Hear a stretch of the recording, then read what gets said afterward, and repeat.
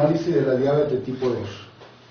Es una enfermedad que se puede decir silenciosa, y eso es lo grave, que sea una enfermedad silenciosa.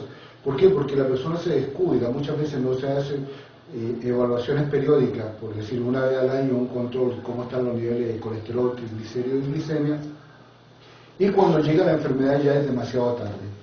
O sencillamente sabe que tiene diabetes, pero como no siente síntomas, vive alegre y vive feliz, pero la enfermedad sigue su curso. O lo que es peor, muchas veces se sabe que es diabético y solamente tomamos pastillas como para poder mantener la diabetes, pero no vamos a la raíz del asunto para poder controlar, y muchas veces vamos a decir, ¿por qué no curar la diabetes? Vamos a ver cuáles son las características de la diabetes tipo 2. Primero, la glicemia es alta, en los exámenes de laboratorio. Tenemos colesterol alto y tenemos triglicérido alto. Siempre se deben pedir los tres exámenes, colesterol, triglicérido y glicemia. Ahora, ¿qué característica produce en el paciente? Primero, que tiene una barriga pronunciada, a diferencia del diabético tipo 1, que es una persona generalmente muy delgada. Y también sufre de una hiperinsulinemia, o sea, demasiada insulina. ¿Y qué va a pasar con esto? Que cuando tenemos demasiada insulina, sacamos demasiado colesterol, y el problema es que nos va a producir daño a las arterias coronarias. Y recuérdense ustedes que el problema de las arterias coronarias, la causa de muerte número 1 en el mundo son las cardiovasculares. Pero aquí ya tenemos un indicio y tenemos un problema que solucionar. Ahora, ¿cuáles son los factores determinantes para que se produzca la diabetes tipo 2? Primero, los carbohidratos, que son dañinos, que se convierten en un exceso de azúcar en el organismo, un exceso de azúcar que entra al torrente sanguíneo. Tenemos, por ejemplo, las pastas. Las pastas se puede decir prácticamente que es un chorro de azúcar que entra al torrente sanguíneo.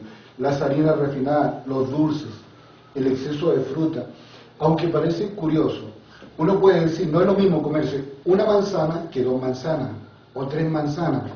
¿Por qué? Porque vamos sumando la cantidad de azúcar. Sin embargo, tenemos que hacer notar algo. Cuando nosotros comemos harina, o por ejemplo usted come pan, es más peligroso comer pan que el azúcar blanca refinada.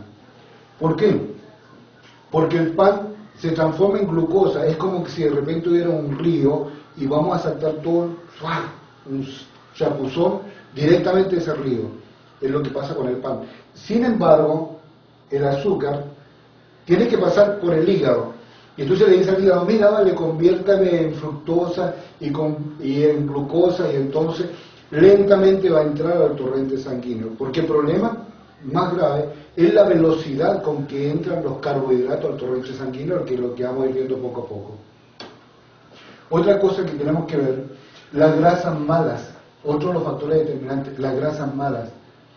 Esas grasas malas que nos aumentan los triglicéridos, por ejemplo, la fritura, la grasa saturada, la grasa del queso, la grasa de la misma carne, o sea, toda esa grasa, la grasa del cochino, del cerdo, ¿no?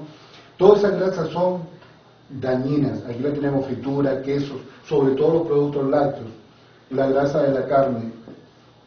Ahora, también tenemos otro factor determinante, hay proteínas que dañan al organismo. Nosotros podemos decir que la carne es beneficiosa, sí, porque es proteína, pero la carne, entre carne, por ejemplo, y una proteína en polvo de soya, yo prefiero la de soya. ¿Por qué? Porque la carne también es un elemento acidificante y un exceso de grasa saturada. También tenemos, por ejemplo, una proteína que los quesos. Los quesos podemos decir, bueno, vamos a sacar el calcio, vamos a sacar las proteínas del queso, pero es totalmente negativo y muy nefasto. ¿Por qué? Porque endurece las membranas celulares y, lógicamente, cuando están duras esas membranas celulares, lo que va a producir va a ser problemas de triglicéridos, como vamos a ver más adelante. Otro de los factores que tenemos determinantes es el mal carácter. El mal carácter. La gente que pasa brava, molesta, furiosa. De hecho, el diabético tiende a tener mal carácter. ¿Por qué? Porque acidifica tanto el organismo, se pone tan ácido, y en un organismo ácido no va a permitir que los alimentos puedan trabajar, o sea, puedan ingresar a la célula, puedan cumplir su objetivo. Entonces el problema es el mal carácter, ¿no? Y luego tenemos por último, que es un factor determinante que va creando más problemas, es la acción de los medicamentos con efectos secundarios. Eso es muy importante saberlo porque en la medicina tradicional, los fármacos tienden a dañar sobre todo los riñones y sobre todo el hígado.